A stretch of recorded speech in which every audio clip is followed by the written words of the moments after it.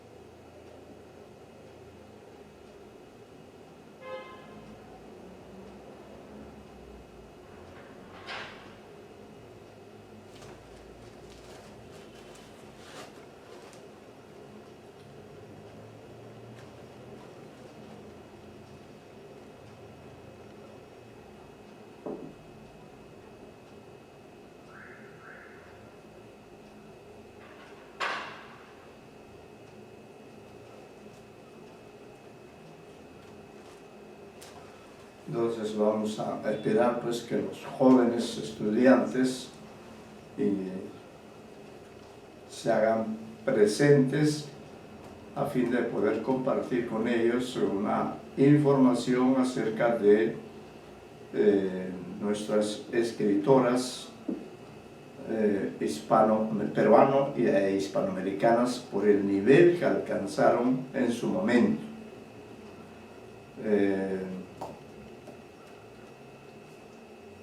Son personajes muy destacadas para la época, considerando que el machismo ha predominado a lo largo de los siglos, ¿no?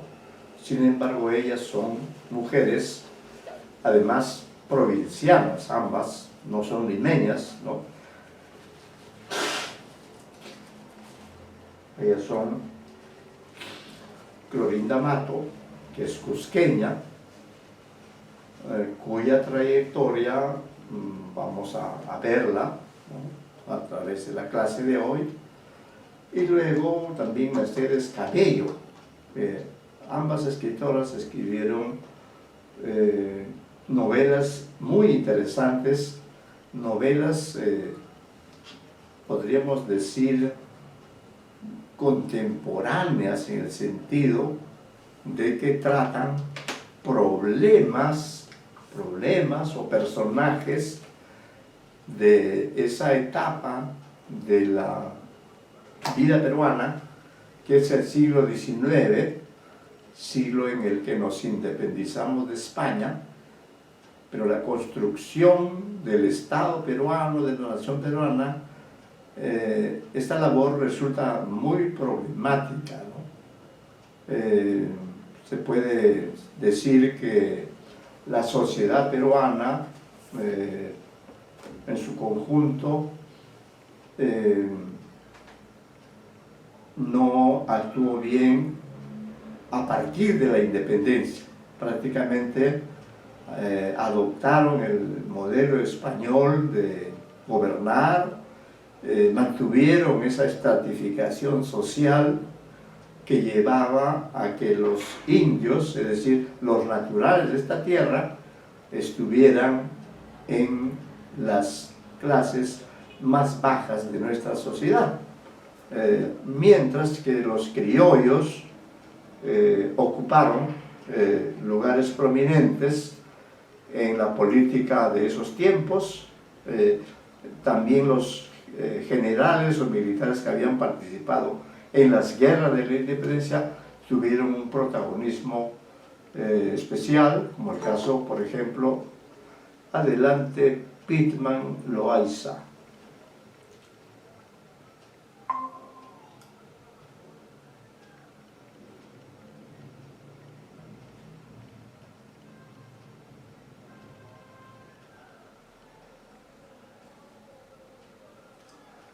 Christopher, ya anotamos acá su asistencia. Sí, buenas tardes, profesor. Buenas tardes. Ya estamos esperando que sus compañeros se integren también para poder desarrollar la clase que, como estaba indicando, va a tratar sobre dos escritoras peruanas, pero que por la calidad de su obra narrativa, principalmente en el género de la novela, estas dos escritoras, a nuestro modo de ver, tienen una dimensión hispanoamericana que obliga a considerarla, ¿no? Es posible que ustedes hayan tratado de estos personajes en el curso de literatura peruana del siglo XIX, pero en todo caso nosotros vamos a darles también una información para resaltar no solamente su sitial en la literatura peruana, sino también en la literatura hispanoamericana. Estamos refiriendo tanto a Clorinda Mato Turner, famosa especialmente por su novela Ave sin nido, publicada en 1889. Y también espero que alcancemos a hablar algo de Mercedes Cabello y su novela El conspirador. Sí, no sé si alguien más ingresó. Ingresó también Amaro Pinazo Angélica, muy bien. Amaro Pinazo. Amaro Pinazo Angélica está presente también.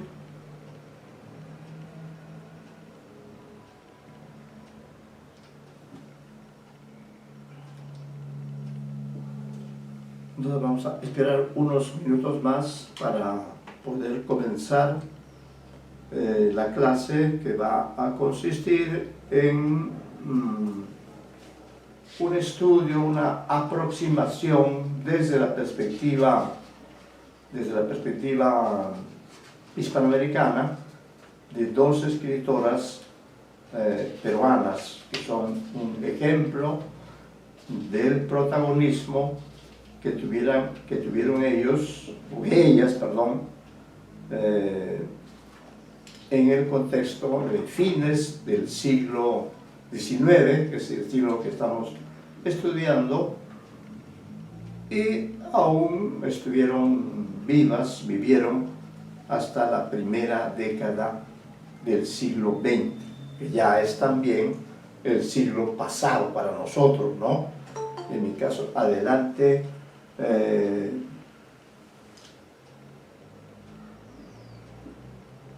Entonces tenemos también a Paulino Serva Stephanie. Paulino Serva Stephanie.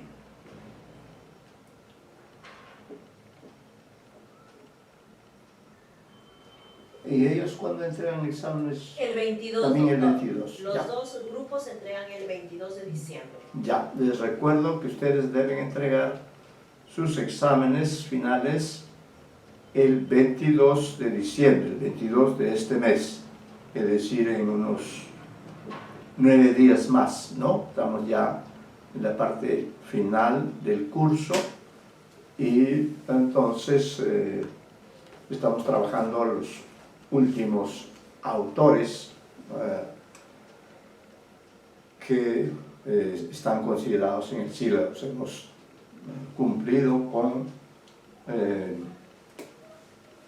desarrollar aproximaciones para que ustedes a partir de ellas profundicen, sigan leyendo, sigan aprendiendo, sigan ampliando sus conocimientos sobre la literatura del siglo XIX, ¿no? Del siglo XIX. En el material que les he dado y que yo leeré y comentaré, y que ustedes también podrán hacerlo, he incluido un par de textos de Manuel González Prada, que es uno de los intelectuales más importantes del siglo XIX y también de las primeras décadas del siglo XX, porque él muere el año de 1918, ¿no? He incluido un par de textos de él que lo leeremos porque de alguna manera las dos escritoras, tanto Mercedes Cabello como Clorinda Mato, se inspiraron en las obras, en las ideas, los planteamientos respecto del problema indígena, se inspiraron en lo que había propuesto Manuel González Prada. Por eso, a manera de complemento, se agregan dos textos que también leeremos, y como ustedes son alumnos especializados, podrán ampliar estos conocimientos, esta aproximación que vamos a ofrecer hoy en esta clase, ¿no? Que va a estar dedicada a Clorinda Mato, ¿no? Clorinda Mato, y principalmente vamos a girar alrededor de su novela Aves sin nido, que ha sido editada. Acá muestro la novela que, diríamos, alcanzó una mayor notoriedad en el contexto de la literatura del siglo XIX, porque podríamos decir, es una novela realista, porque retrata problemas del Perú de esos tiempos, la cuestión indígena principalmente, es decir, el hecho de que al construirse la República Peruana independiente ya de España, sin embargo los personajes que accedieron al poder para diseñar la nación peruana independiente no lo hicieron de manera adecuada, mantuvieron la misma estratificación social, de manera que en los niveles de la sociedad, claro, ausentes los españoles, expulsados, Alvarado Vega también se hace presente,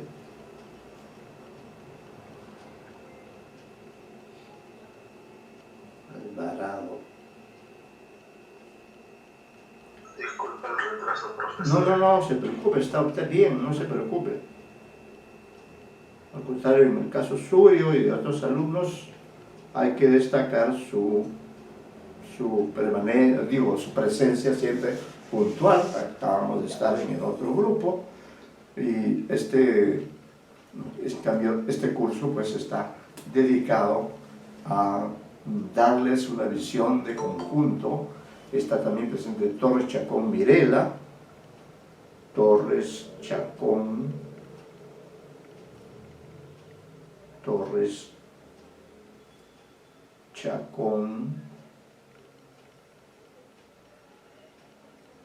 Mirela.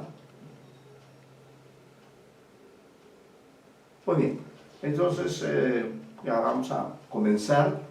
Decíamos que en esta clase vamos a tratar de resaltar, porque es posible que ustedes hayan leído la novela, vamos a tratar de resaltar la figura de Clorinda Mato, principalmente su novela Ave sin nido, que también Puchoc Castellón Enrique, Puchoc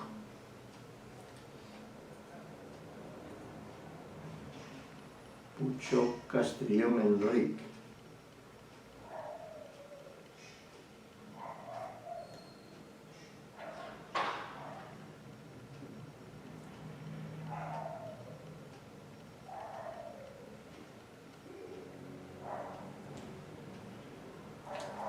Bueno, entonces aprovechando la circunstancia que en estos años del bicentenario se han vuelto a publicar estas novelas importantes de la literatura peruana y también hispanoamericana.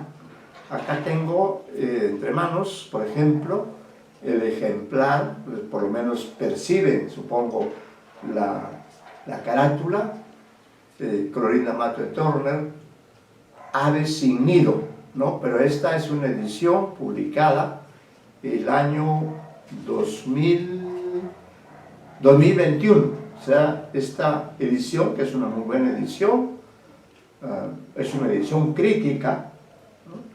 Trata acerca de esta, mejor dicho, nos permite leer, como lo he hecho yo, he tomado apuntes aquí, y la lectura de Ave sin nido me resultó muy grata porque es una novela que con el carácter ficcional de la misma es capaz de crear una historia en la cual se representa adecuadamente la discriminación, la marginación de los sectores indígenas de la naciente República Peruana, y a la vez se critica la acción de los sacerdotes, de los curas, como se les dice, y de las autoridades que permiten la explotación,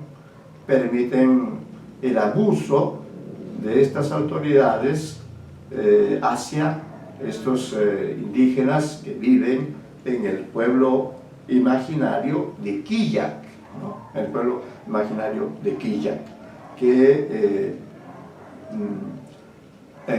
correspondería en el plano de la realidad al pueblo de Tinta, que es uno de los pueblos donde vivió Clorinda Mato Turner, ¿no?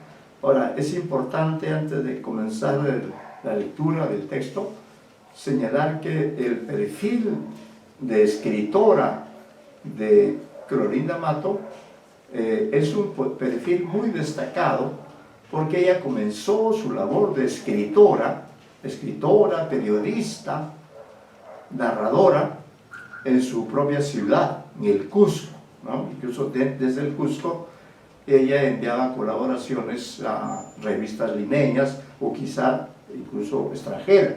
Después, por las circunstancias personales que afrontó, ella se desplazó desde Cusco hasta Arequipa, ¿no? En Arequipa también tuvo, diríamos, una participación destacada a través del periodismo, se hizo conocida, y luego ella se vino también a Lima, ¿no? Y en Lima también fue reconocida por Ricardo Palma y otros escritores notables del siglo XIX, ¿no? Pero su recorrido, por sus novelas polémicas, en algún momento ella fue desterrada o exiliada. Ella hizo un viaje por Europa, pero ante esta situación de adversidad en que se vio envuelta ella, se vio obligada a irse a Buenos Aires, donde también siguió trabajando, ¿no? Hasta 1909, en que fallece, se entierra en Argentina, y muchos años después ya el Estado peruano hace las gestiones para que sus restos regresen al Perú, ¿no? Entonces, no sé si ustedes han leído Ave Nido. ¿Han leído? ¿Me podrían decir, me podrían señalar si han leído Ave Nido de Clorinda Mato, de Turner?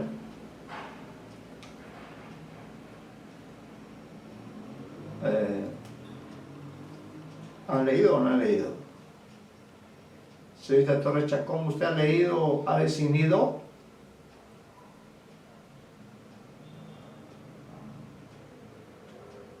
Profesor, buenas. Sí, señor Pittman. Cuando estaba, me parece, segundo de secundaria, hace ya muchos años.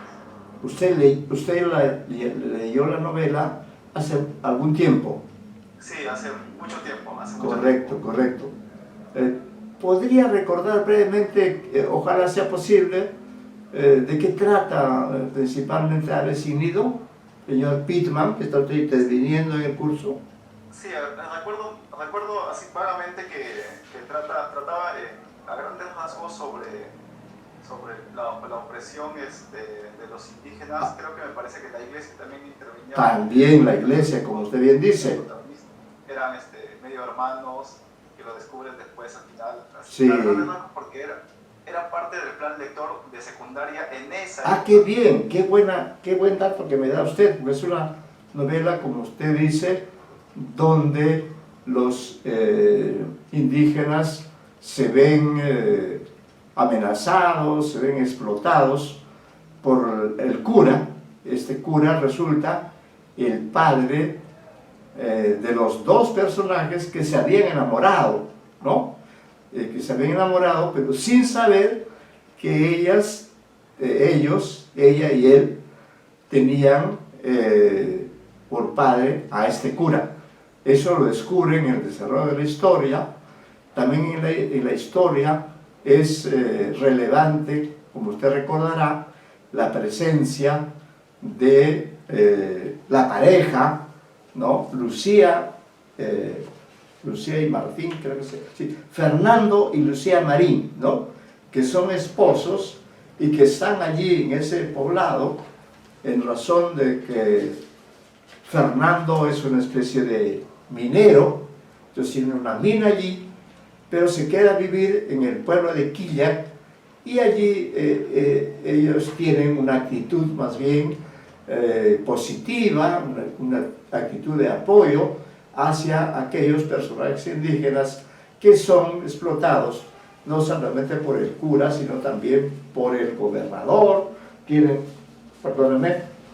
Tienen que cumplir con una serie de obligaciones de trabajo.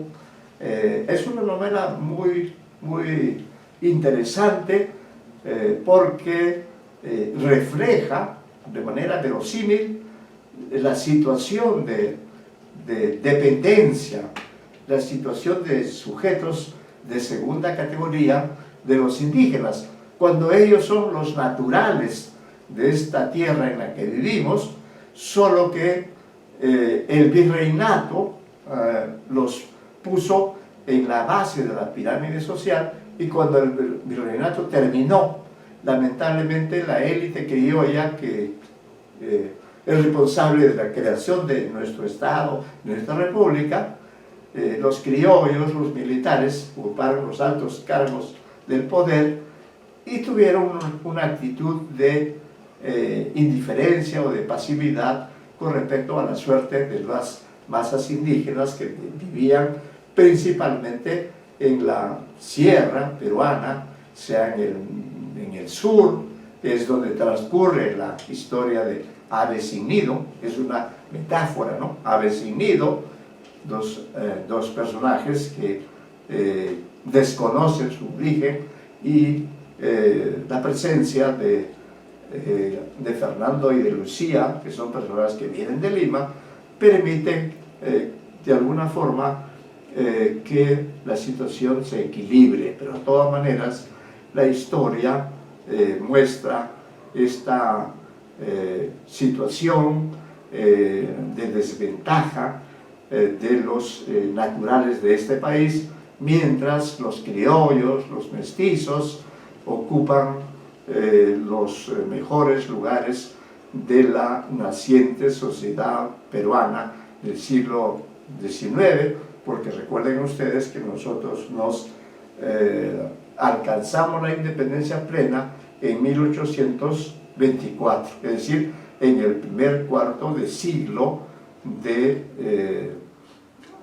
y de allí en adelante, a partir de 1824, ya comienzan a organizarse los poderes del Estado, la presencia de la Iglesia también, y es en ese contexto que ocurren todos estos sucesos que dan pie para el surgimiento, a través de Clorinda Mato, ¿no? El surgimiento de lo que después se ha llamado, perdónenme, la novela indigenista, ¿no? Entonces, sobre ella he preparado un material que es un estudio preliminar de Isabel Tuzán Castellanos, que es una peruanista experta principalmente de la generación de escritoras de fines del siglo XIX. Allí están también Teresa González de Fani, Mercedes Cabello,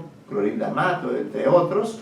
Entonces ella hace el estudio preliminar a esta novela, ¿no? Voy a leer acá lo que dice en la contratapa. Dice, reproduce unas palabras de Clorinda Mato y luego hace un comentario en la parte posterior de la carátula. Dice, primero cita a la autora, o decir, a Clorinda Mato. ¿Qué dice Clorinda Mato? Según estas líneas, dice, la autora de estas páginas habrá conseguido su propósito recordando que en el país existen hermanos que sufren, explotados en la noche de la ignorancia, martirizados en esas tinieblas, señalando puntos de no escasa importancia para los progresos nacionales, haciendo a la vez literatura peruana. Eso es lo que señala, ¿no?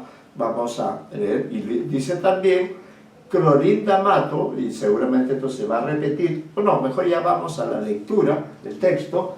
Elianita, no sé si me puede una gotita que me está fastidiando bastante los ojos. Disculpen, estoy con un malestar en los ojos.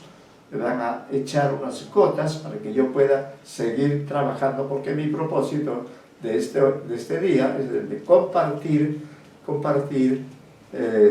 precisamente lo que he preparado respecto de Clorinda Mato, ¿no? Para que quienes... El señor Pitman, por ejemplo, tuvo la fortuna de leer a Ave sin nido porque estaba en el plan lector, ¿no? Pero no sé si el caso de los otros alumnos, que otra persona ha leído Ave sin nido, aparte del señor Pitman, que ha hecho un breve recuento de la novela.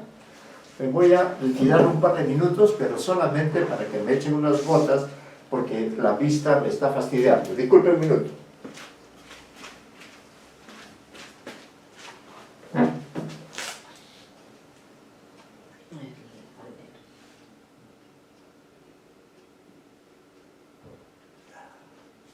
Ahorita vamos a hacer. Ya está.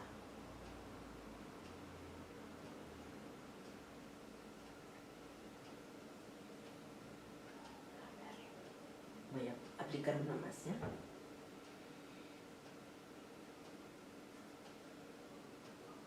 Ya está. ¿Listo?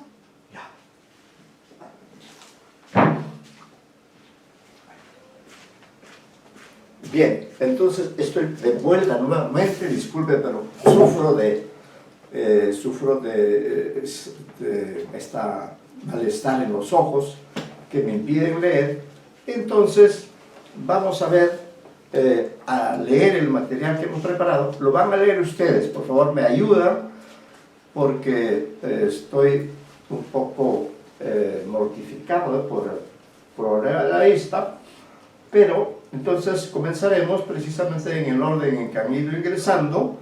Iremos leyendo las diferentes páginas de este material que nosotros hemos preparado como una forma de resaltar la importancia y la vigencia de esta novela Avecinido, que merece ser leída aunque ha sido publicada ya más de un siglo. Pero la cuestión indígena de una u otra forma está pendiente. El Perú es un país donde los naturales de esta tierra todavía sufren opresión, pobreza, miseria, desatención, y por esa razón es que muchos de ellos han migrado desde la sierra, han migrado hacia la costa, principalmente las grandes ciudades, sobre todo en Lima, donde la población bordea los 10 millones aproximadamente, ¿no? Y esa población periférica de Lima está constituida por estos migrantes, principalmente de la serranía, ¿no? Que como no han encontrado una solución, no han encontrado un interés del Estado por mejorar las condiciones de vida de estos sectores, del Cusco, de Puno, de Ayacucho, de Apurímac, etcétera, de Cajamarca, de Ancash, de Huánuco, de Junín, y entonces se han visto obligadas a migrar hacia Lima, ¿no? Y por eso es que estoy seguro que muchos de ustedes, y en mi caso me incluyo, también soy migrante, ¿no? Mis padres son provincianos y, bueno, yo nací en Lima, pero luego hice mis primeros años, hasta los 11 años, estuve en un pueblo andino y allí pude observar también que los naturales eran tratados de manera desfavorable, por decirlo de ese modo, ¿no? Entonces vamos a pedir al señor Pitman que comience la lectura y yo voy a ir relevando para que todos ustedes puedan leer. Comience usted la lectura de este estudio preliminar de Isabel Toussaint, señor Pitman, ya que usted ha manifestado que leyó la novela, así que esta será la oportunidad para que usted recuerde esa obra. Comenzamos, señor Pitman, con la lectura y Sí, van leyendo todos. La página 1 de... Sí, la página 1 del material dedicado a Avecinido. De la semana 13. Sí, dice semana 13, aunque ya estamos en la semana 14, porque Ajá. hubo un feriado y entonces ya estamos en la semana 14. Ya, profesor, a ver, ya. Gracias. Lolita Mato de Torner es la novelista peruana más conocida a nivel nacional e internacional gracias a su primera novela, Avecinido, antecesora de la corriente indigenista desarrollada en el siglo XX. La Mato, como algunos han querido llamarla con esa familiaridad que no se toleraría acerca de un escritor varón, fue desterrada del Parnaso de las letras peruanas hasta que, en la presidencia de Leguía, en 1924, el Congreso ordenó la repatriación del cuerpo de la escritora desde Argentina, donde había muerto en 1909, después de 14 años de exilio. Desde Desde Lima, los restos de Clorinda Mato fueron definitivamente trasladados al Cusco en 2010. En el siglo XX, los trabajos de Manuel Cuadros, Alberto Tauro del Pino, Nelson Manrique, Efraín Cristal y Antonio Cornejo Polar fueron los aportes más notorios, pero condenados a desaparecer por el auge de la edición numérica y quedaron rezagados por el desarrollo de los estudios de género, a la cabeza de los cuales las peruanas Patricia Ruiz Bravo, María Emma Manarelli, Sara Beatriz Guardia, Maritza Villavicencio, las argentinas Susana Raiz, Graciela Betancourt, Gloria Hintz, Ana Pelufo y muchas más en las décadas recientes. El aporte propiamente indigenista de Mato no fue realizado en las últimas... No fue realzado. En las últimas décadas. En él se entrará este estudio preliminar, así como en la postura radical, o sea, anticlerical de la escritora. Cusco, Arequipa, Lima en la vida de Clorinda Mato. Ya. ¿Sigo, profesor? Sí, siga usted hasta... Sí, siga usted, yo le voy a indicar, luego seguirá Amaro, después Paulino, Alvarado, Torres, y en ese orden. Siga usted, señor Pittman. La biografía de Clorinda Mato ha sido revisada, pero algunos detalles han quedado de lado, aunque fueron muy significativos y apuntados por un testigo presencial como el escritor boliviano Joaquín Lemoine, evocando a Clorinda Mato de Turner en el primer aniversario del Círculo Literario en 1887, momento en el que Manuel González Prada asumió la dirección del grupo de literatos para convertirlo en el Partido Radical de la Literatura.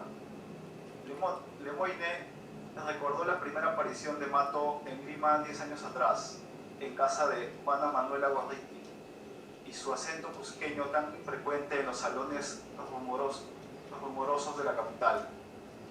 No le favorece la propia dicción lenta, accidentada y con inflexiones demasiado recargadas y algo monótonas.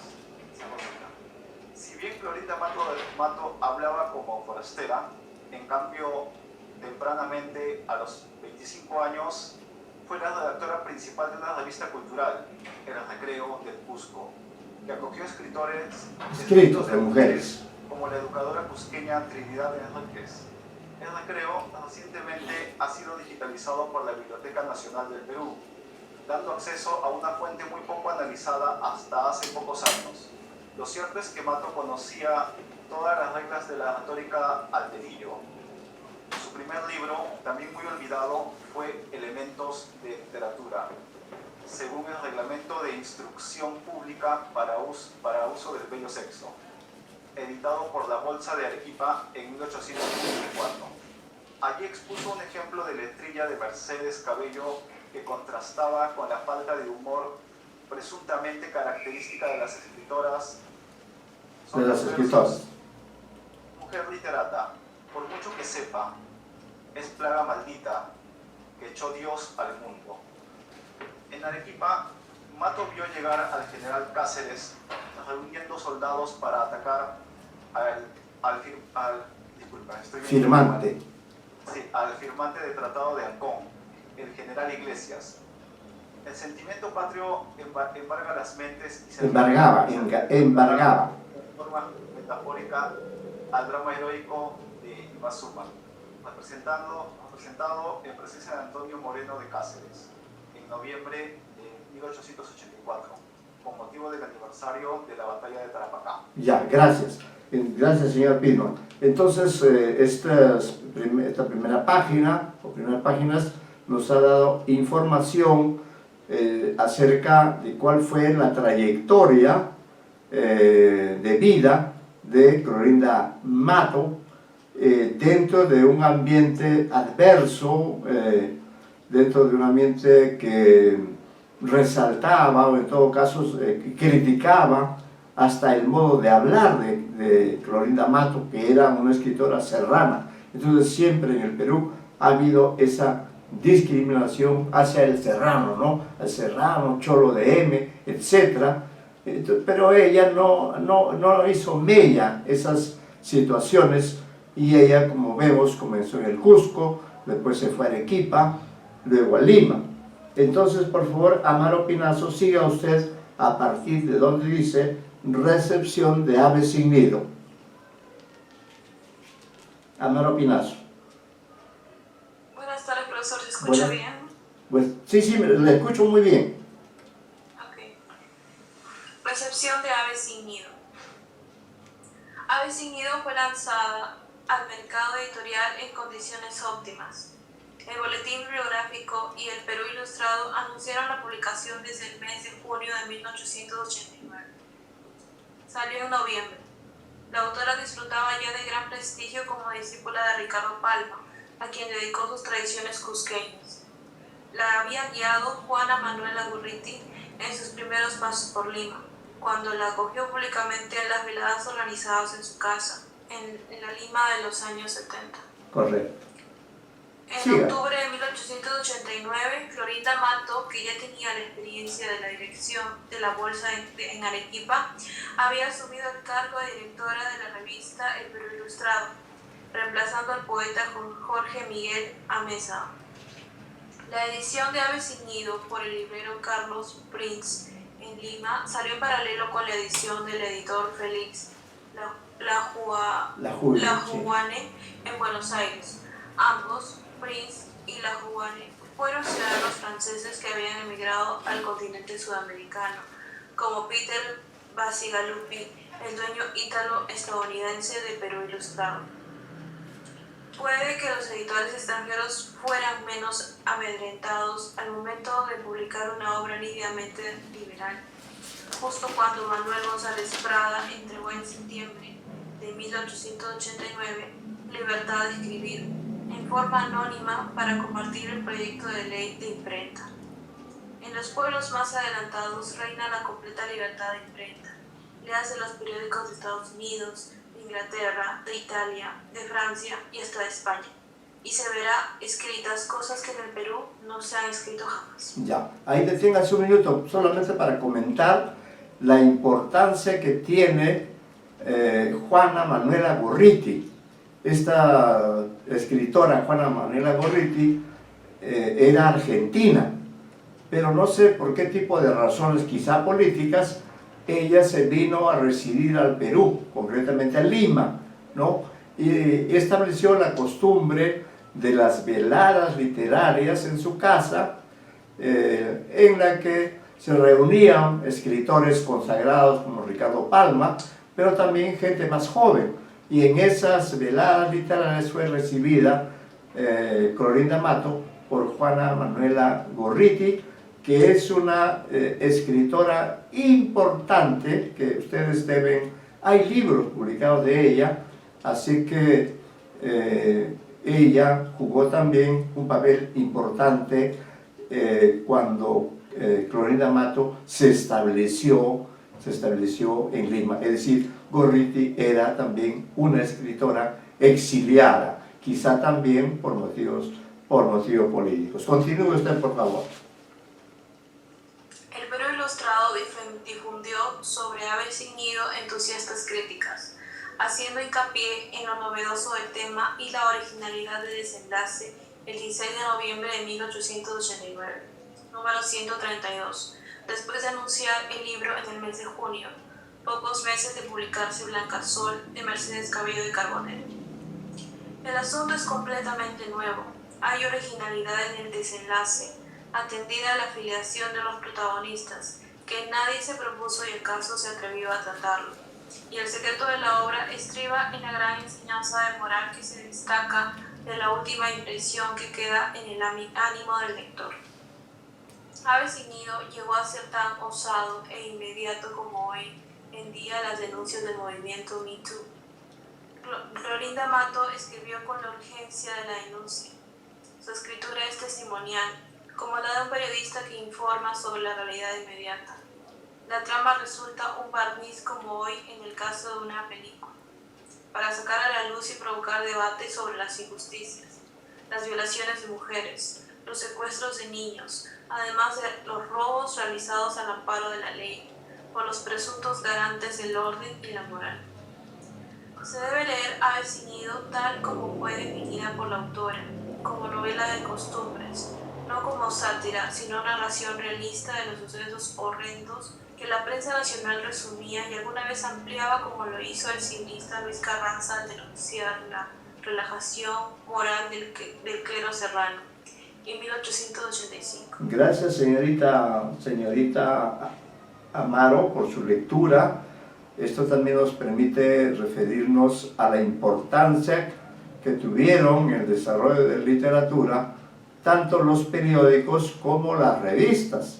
Y por ejemplo, esta revista, El Perú Ilustrado, es una de las más importantes y, de acuerdo a la lectura que usted ha hecho, difundió sobre Ave sin Nido entusiastas críticas haciendo hincapié en lo novedoso del tema y la originalidad del desenlace el 16 de noviembre de 1889. Es decir, la crítica respondió, al menos algunos respondieron favorablemente, ¿no? Y hay que subrayar, hay que resaltar el coraje que tuvo Clorinda Amato para publicar en Lima, y además también quiero destacar la importancia de los que imprimieron la novela. Fíjese que la novela se imprimió casi simultáneamente en Lima, como ha señalado la lectura de la señorita Amaro Pinazo, ¿no? Fue publicada en paralelo, tanto en Lima por Carlos Prince y en Buenos Aires por el editor Félix Lajuan, ¿no? Entonces miren la importancia de esta escritora, que al publicar esta novela lo hace en simultáneo en Lima y también en Buenos Aires, ¿no? Entonces eso es lo que queríamos destacar. También hay que señalar acá a este personaje, Luis Carranza, que en algún momento fue director del diario El Comercio, ¿no? Y a él se le cita cuando se habla de que el civilista Luis Carranza, al denunciar la relajación moral del clero serrano. Ese es uno de los aspectos fundamentales en la novela de Clorinda Amato, ¿no? Continúa la lectura. Paulino Serva, por favor. Estamos en el párrafo que dice el general Cáceres. El general Cáceres recibió más en febrero de 1890. Es correspondencia privada y nota cómo fue recibida Ave sin Nido por el presidente de la República, natural de Ayacucho.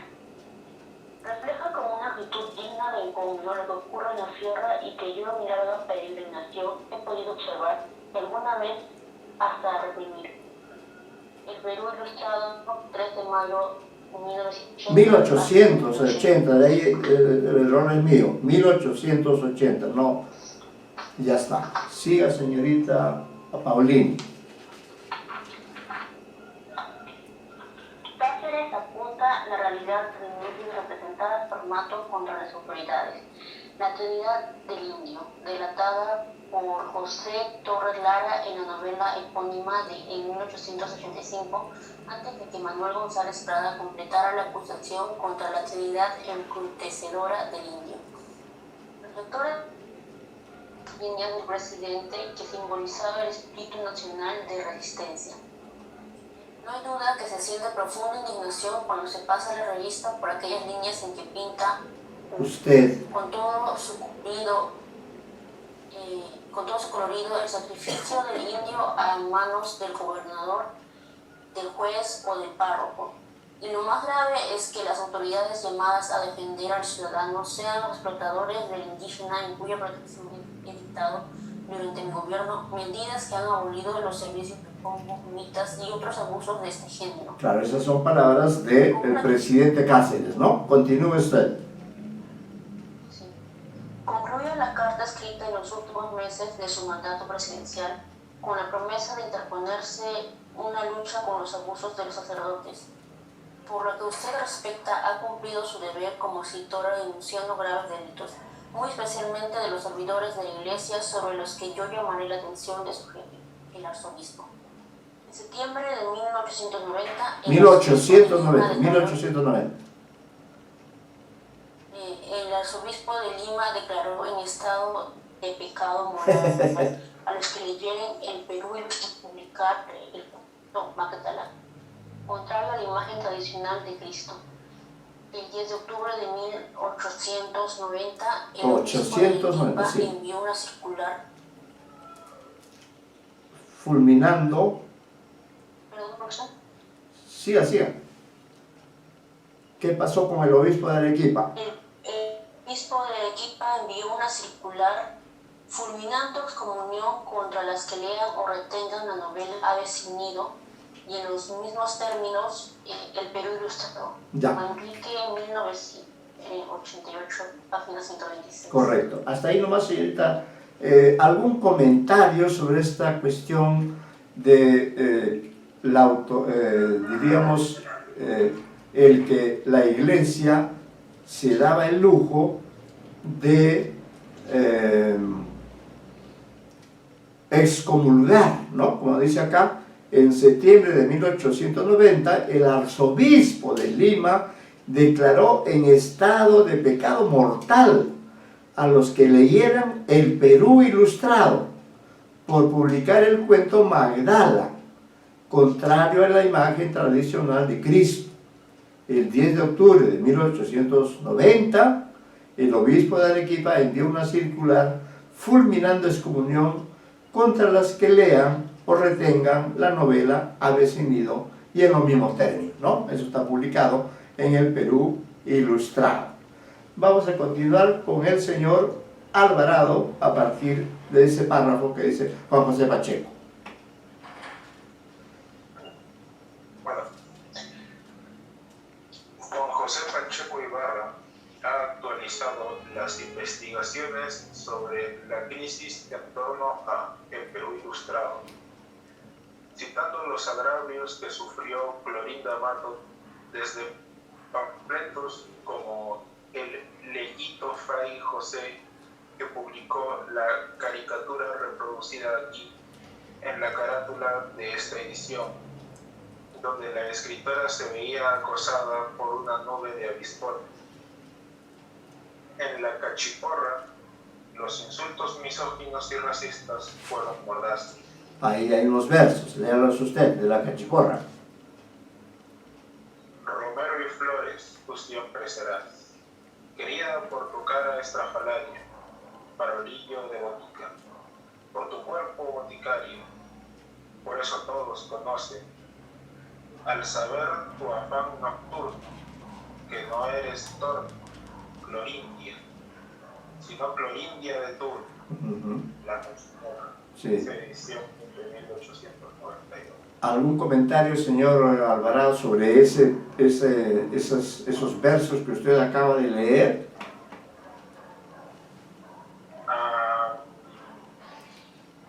Si es que lo traduzco al lenguaje coloquial. Sí, hágalo.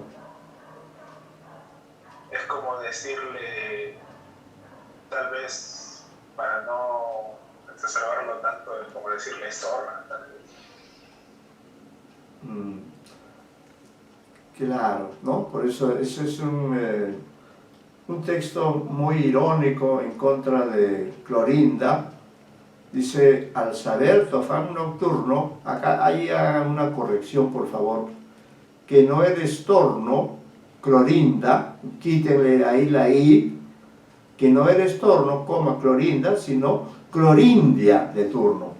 Vean ustedes allí un recurso, ¿no? Vean cómo con una letra más cambia, porque Clorinda es un nombre, uno de los muchos nombres que pueden tener las mujeres, pero al decirle Clorindia le está faltando el respeto, ¿no? No se puede. La Constitución protege la validez de nuestros nombres, ¿no? Pero ya vemos que la cachiporra, claro, la cachiporra, el título lo dice, debió ser un órgano, quizá una revista, que usaba ese tono de insulto contra especialmente contra Clorinda Mato, ¿no? Por haber escrito sobre un problema real del Perú y por ser mujer, ¿no? Ahí está la misoginia.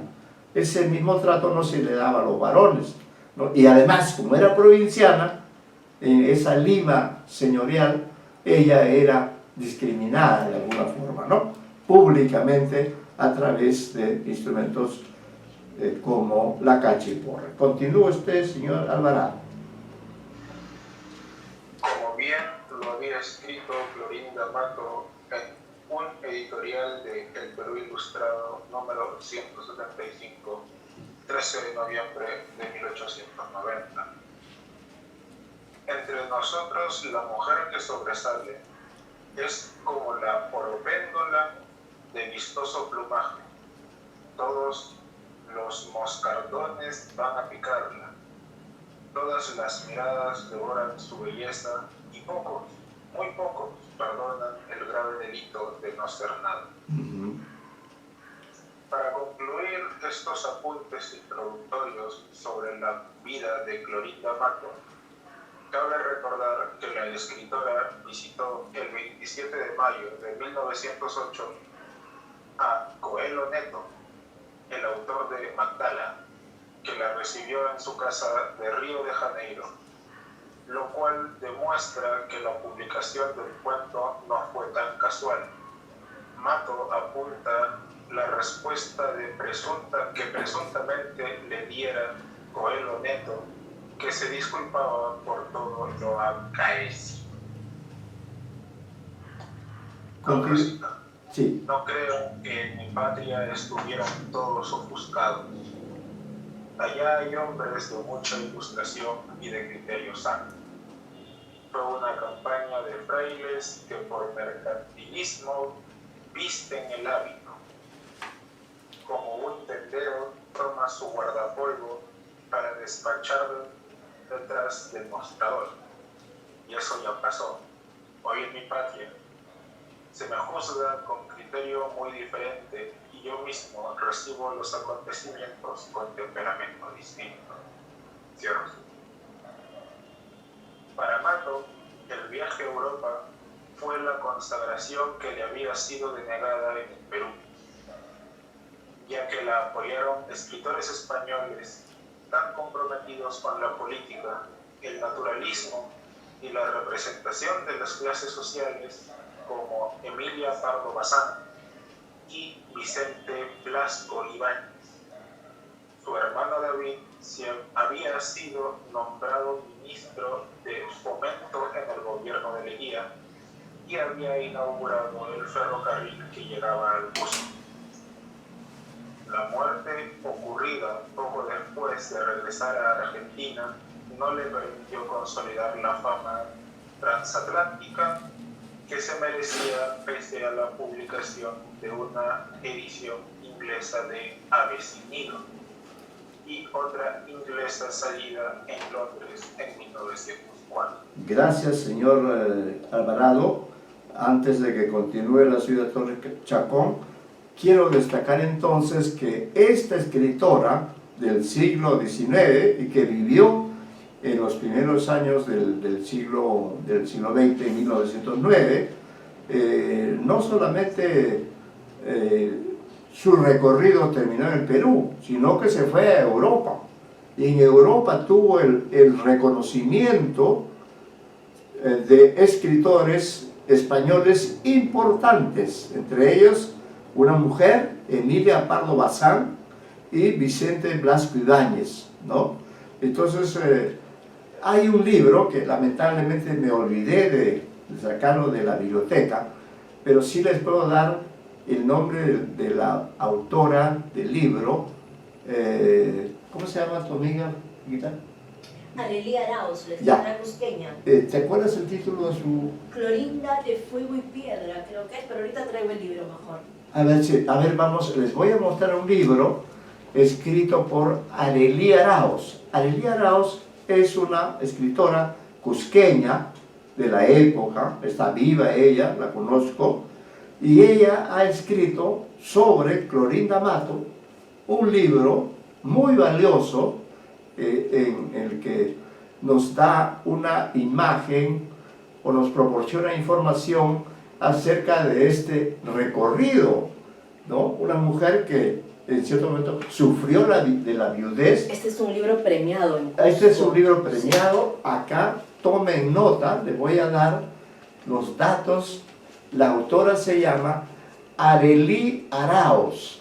Arely con A, A-R-E-L-I, Arely Araos. También el apellido es con A. Araos con una Z final. Y el libro, que yo lo he leído, pero ahora no lo podría resumir, es muy bueno. Es una de las mejores semblanzas de esta escritora nuestra. Y el libro se llama Clorinda, Piedra y Fuego. Esta obra, llamada Clorinda, Piedra y Fuego, ha sido publicada por la editorial San Marcos, que no es la editorial de la universidad, sino es una editorial muy ilustre, pero privada, ¿no? Editorial San Marcos. Este libro que tengo en manos se ha publicado, aquí tengo la fecha, tiene ya una primera reimpresión el 2014, ¿no? Y realmente es interesante. Voy a permitirme leer unas páginas de este libro para que ustedes vean. Allí después van a leer Torres Chacón, pero antes quiero leer estas páginas de este libro que les recomiendo, de Arely Araos, una literata, poeta, escritora, periodista, cusqueña como Clorinda Mato, y que en este libro, que ha recibido un premio, ¿no?, nos dice algunas cosas. Voy a leer unas 2 o 3 páginas de este trabajo de ella, y ustedes pueden conseguir este libro en librerías. Dice: Las huellas de Clorinda Mato de Turner.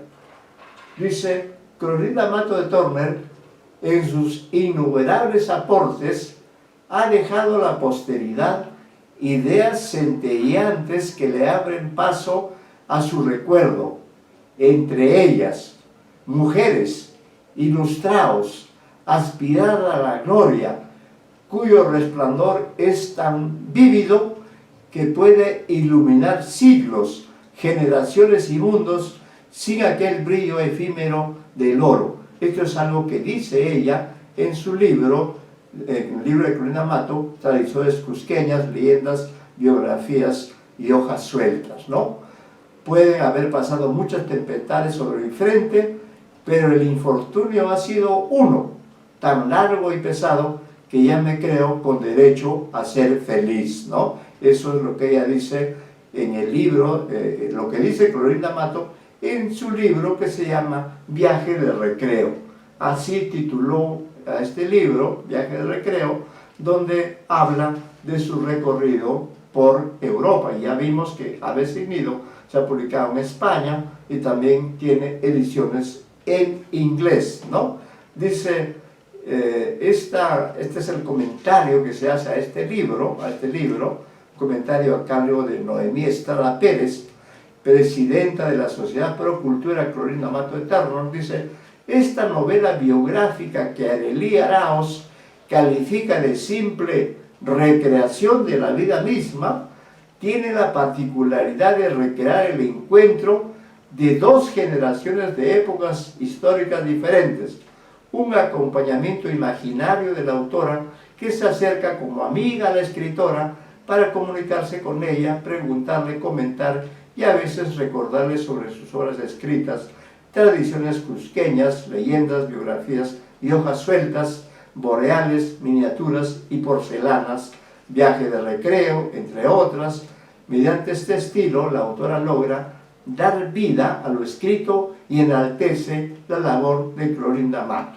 El texto está orientado con nitidez a ponderar en la obra de Clorinda Mato la permanente presencia de lo andino y la lucha tenaz por hacer realidad lo que hoy conocemos como derechos de la mujer. Una serie de relatos va mostrando paso a paso escenas y hechos significativos de su vida, ¿no?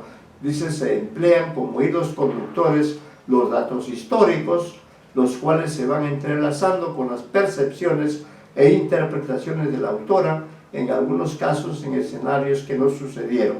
De esta manera se van encadenando las palabras y la narración facilita la evocación, la reconstrucción, la acentuación de hechos que invitan a una lectura amena, rápida y comprometedora, ¿no? Bueno, este es un valioso libro entonces sobre Clorinda Matto, es escrito en una forma de biografía novelada en la que la autora, Alilia Arauz, dialoga con Clorinda Matto, ¿no? Esta es una posibilidad que ustedes pueden manejar. Bien, entonces vamos a pedir a la señorita Torres Chacón que comience a leer a partir de este subtítulo que dice una novela sui generis. Señorita Torres Chacón.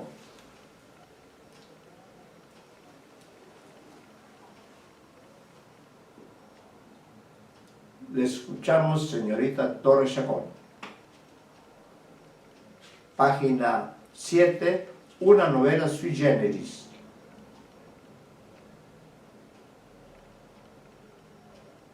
Parece que ella tiene problemas con el... Sí, a ver, ¿es posible, señorita Mirela Torres Chacón? Sí, profesor. Gracias. Lea usted. Una novela sui generis. Ave sin nido empieza con proemia. Esta palabra la elige Matto, conocedora de la retórica clásica y historia de la literatura escrita para el bello sexo.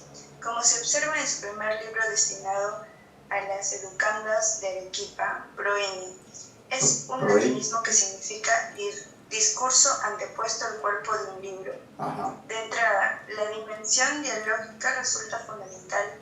La narradora no escribe ensimismada. Al contrario, se dirige a un vasto público para instruirlo, informarlo de la realidad en los pueblos chicos del Perú. Siga, por La favor. novela se relaciona con la escritura teatral. La primera gran obra de Clorinda Matto fue Imazumac, estrenada en octubre de 1884 y definida por el historiador peruano del teatro peruano Guillermo Ugarte Chamorro como drama legendario indigenista, situado en el Cusco durante la Revolución de Tupac Amaru. Correcto. La primera parte de Ave sin nido también conforma un primer acto. Empieza al amanecer y termina al anochecer, cuando se oye redoblar por la muerte de Marcelo Infante, víctima de los notables del pueblo. Los capítulos se dedican a unas pocas páginas, se asemejan a escenas con personajes que entran al escenario, cuentan sus vivencias y desaparecen al terminar el diálogo capítulo. De modo que la biografía de unos y otras se van construyendo y completando por alternancia, como los vasos comunicantes y las cajitas chinas. La forma de escribir novelas heredadas desde la tradición más antigua de la historia, interpoladas y teorizadas en el siglo XX. La novela tiene que ser la fotografía que estereotipe los vicios y las virtudes de un pueblo, escribió Matto en el Incipit de Ave sin nido, que era la fotografía. ¿Qué era? Es pregunta, ¿Qué ¿no? era la fotografía en el Perú decimonónico?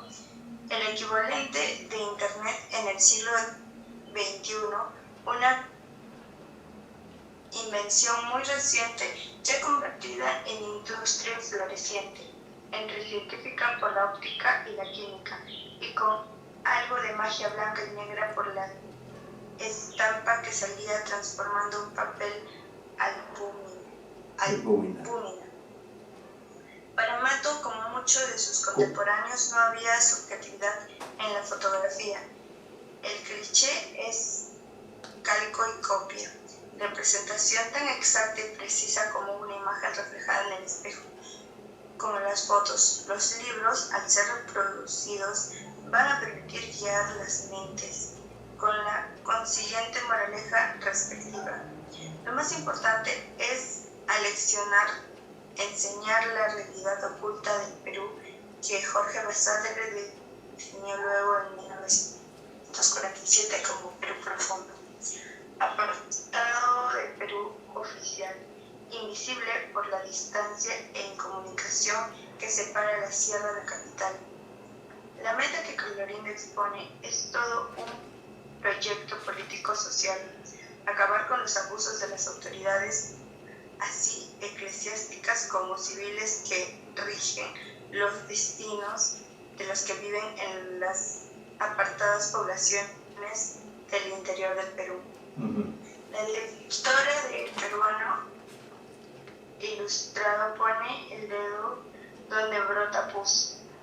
Así como Insta, Manuel González Prada en el ensayo Propaganda y Ataque de 1888, en oposición a la fraseología hueca, el cura del pueblo imaginario de Quilla y su antecesor, ahora obispo, el gobernador, el subprefecto, el juez de paz y otros tinterillos y compinches, todos ellos escenifican comportamientos inhumanos actuando como dueños y señores de los pobladores indígenas. Sin tapujos, Mato interpela al lector en ese pliego.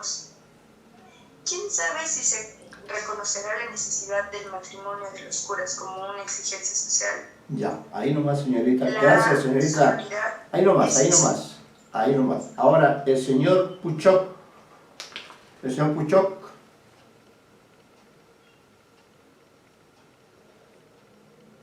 señor Puchoc parece que no está. Entonces, antes de comenzar, les pido, por favor, como ustedes tienen a la mano internet, que busquen el significado de sororidad. Sororidad. Ahí está en la página 9, la segunda palabra de esta página 9 dice la sororidad.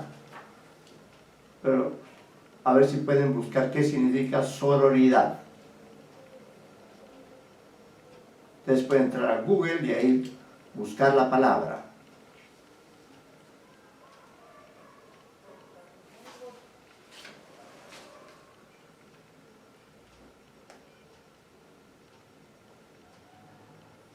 ¿Me escuchan? Sí.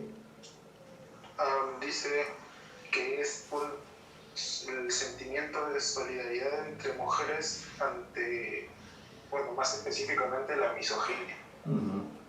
¿Podría usted, por favor, volver a leer el significado de esta importante palabra?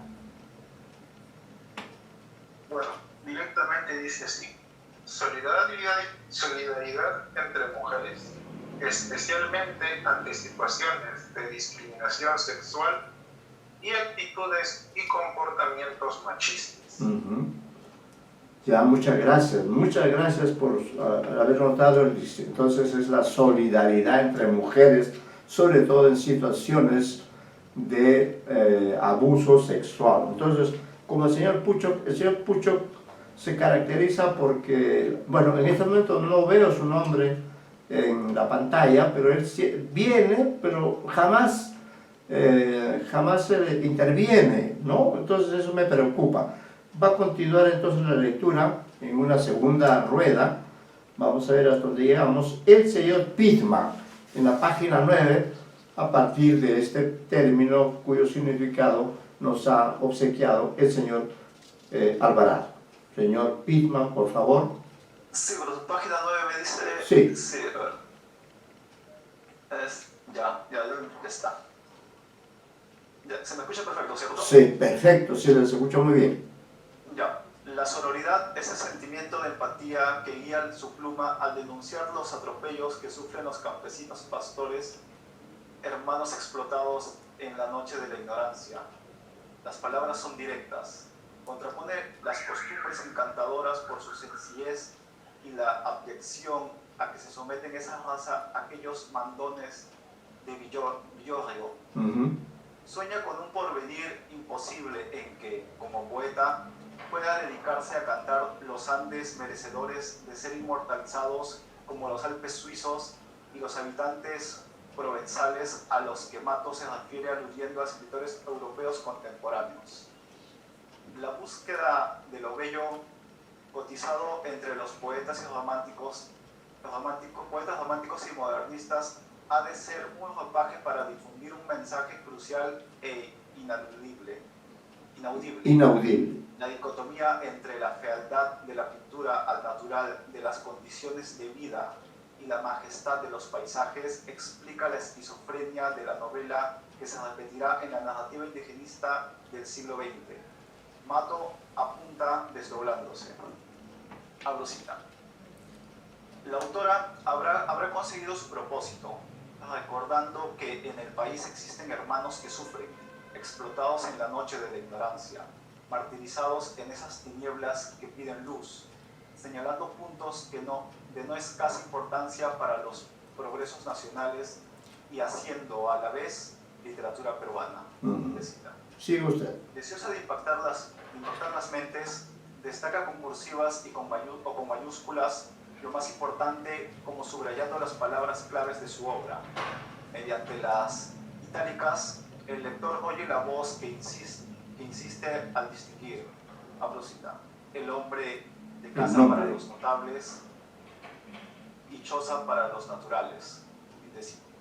Precisando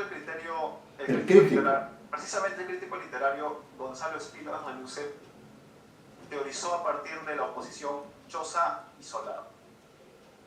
Abro cita. La literatura para entonces, y todavía en la actualidad, estaba asociada a la categoría nación. Imaginar una nación fue un proceso que suponía la constatación de una imagen armónica y compacta como la realización de la unidad nacional. En términos sociales, con la metáfora del solar y la choza, quiero expresar de manera singular las fisuras y fracturas que hemos vivido en la sociedad y en su cultura. Es decir, la continua tensión entre un país formal y un país real, entre la hegemonía criollo aristocratizante y de la incipiente burguesía local, que se atribuía para sí ser parte de la civilización. El texto de Mato expresa el bilingüismo de la autora, hablando de quechuismos, o sea, desde el enfoque de los lectores limeños decimonónicos, insoportables barbarismos.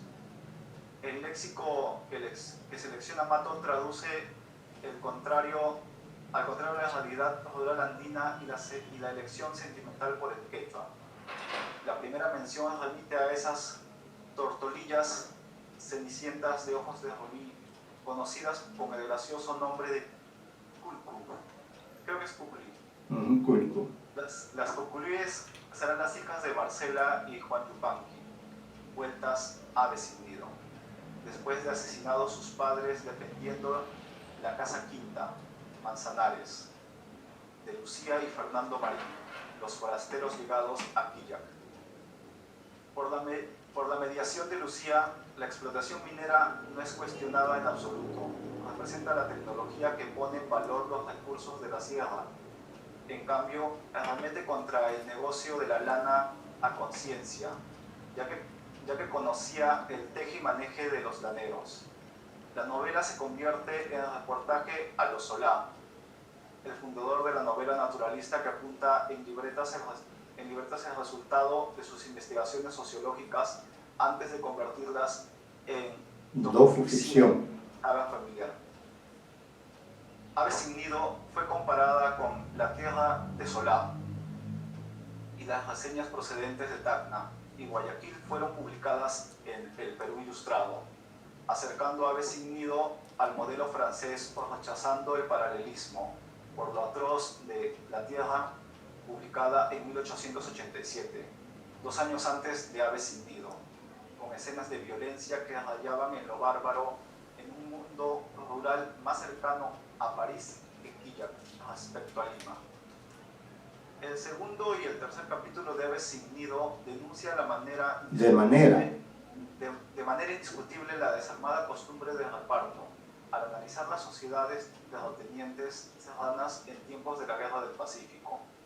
el historiador peruano Nelson Manrique aseveró que, abro cita, una revisión de los materiales históricos de la época demuestra que Colorín D'Amato tuvo un profundo conocimiento de la realidad social del sur andino de su tiempo, no solo referente a los problemas generales que ya existían, sino incluso en el detalle de las formas específicas de explotación de los indígenas, por lo que su novela brinda un testimonio histórico del más alto valor, puesto que aporta un tipo de información que por su naturaleza no podría obtenerse en fuentes tales como los protocolos notariales, véase, sino su descripción del rescate de lanas.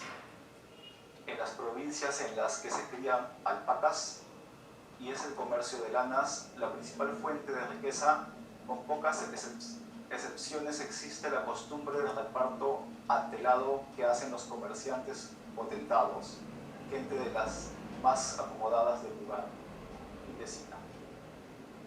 Por no aportar la cantidad de lana ordenada por el cobrador, la niña menor de los Yupanqui es secuestrada y de inmediato corre el peligro de ser vendida a viajeros de paso. El tema del rapto de niños indígenas, insoportable, evocado también por el pintor Francisco Lazo a finales de los 50, denunciado aquí por Colorín D'Amato de Tormer, sigue tolerado por el aparato jurídico peruano elaborado a favor de la desigualdad social. La ayuda facilitada por los Marín para salvar a la niña resulta el detonador de la catástrofe, ya que son los notables enseguecidos por esa brusca limitación de su influencia. Urden la venganza para que huyan los forasteros. Mueren los Yupanqui, otra familia indígena, la del campanero, será también despojada por los dueños de Quilla, corruptos, viciosos, borrachos, ladrones, libidinosos, vulgares e incultos. El Perú está al borde del abismo. La crisis que se vive en el pueblecito de Quilla es coetánea de la rebelión que tiene lugar en Lima, cuando los hermanos Gutiérrez intentan impedir el primer gobierno civil del Perú después de la elección de Manuel Pardo. Los Marín se emparentan con los reformadores que apoyan al partido civilista. La modernización del Perú está a la orden del día, pero el tren para ir a Arequipa descarrilará y la ciudad del sur también presentará lacras terribles, miseria y abandono de niños. Pero antes de la partida hacia la capital, el lector tiene la oportunidad de observar a dos figuras que se salvan de la corrupción en el medio asfixiante de Quilla. La esposa del gobernador, que forma parte del bando de los malvados, ella en cambio tiene más de un parecido con la escritora, a menudo comparada con Lucía Marín. Es que doña Petronila es el tipo de la serrana de provincia, tipo desconocido de las costas peruanas, donde la elegancia en el vestir y el refinamiento de las costumbres no permiten dar una idea cabal de esta clase de mujeres, que poseen corazón de oro y alma de ángel dentro de un busto de barro mal modelado. La biografía está desdibujada por haber sido violada por el antiguo cura de Quilla y queda embarazada. Aceptó casarse con Sebastián Pancorbo, por lo que este integró un grupo de notables del pueblo. El hijo del estupro no ha heredado los vicios de ese padre inmoral que ha pasado a ser obispo del Cusco. Manuel, tocayo del presidente civilista Manuel Pardo, tiene las mismas virtudes que Fernando Marín. Ha estudiado ciencias en el colegio de San Bernardo y llega a hacer entrar en razón a su padrastro para que renuncie al cargo de gobernador y deje de cometer arbitrariedades como a los demás hombres principales de Quilla. Los Marín se hallan en un callejón sin salida. Fernando Marín trata de raciocinar. Observa cómo los indígenas carecen de una alimentación mínima y están sumidos en el mayor abatimiento. Plantea la hipótesis de que si algún día hallase la aurora de la verdadera autonomía, presenciaría la evolución regeneradora de la raza hoy oprimida y humillada.